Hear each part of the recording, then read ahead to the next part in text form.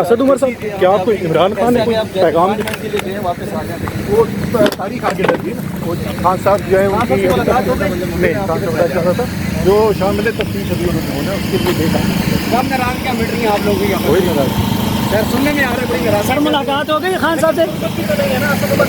Sir election PTI की ticket से ले लेंगे सर प्लीज। हर दफा ये हर दफा वही जवाब देता, हर दफा वही जवाब देता। सर इधर कंफर्म कर ले आज पीटीआई की टिकट से इंशाल्लाह। सर मियां साहब आ रहे हैं, क्या कहेंगे? मियाँ साहब को 2 साल पहले आना चाहिए था।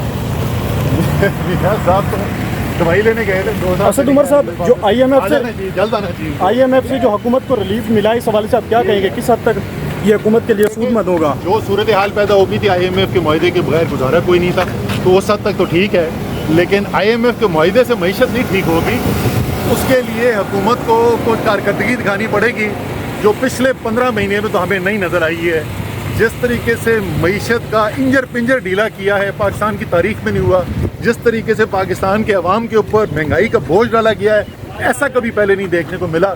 तो सिर्फ IMF के मुआहदे से मईशत नहीं ठीक होने वाली, अवाम के हालात नहीं बेहतर होने वाले।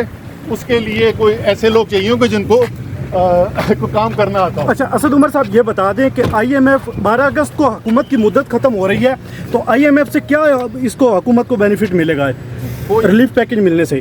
कोई हुकूमत का ना इसमें कोई फ़ायदा नहीं है, लेकिन जैसे मैंने कहा, जहाँ हालात आगे थे IMF का मुआहदा नागुज़ीर था तो होना था, लेकिन वो भी आपको पता है कि चंद महीनों के लिए किया है उन्होंने।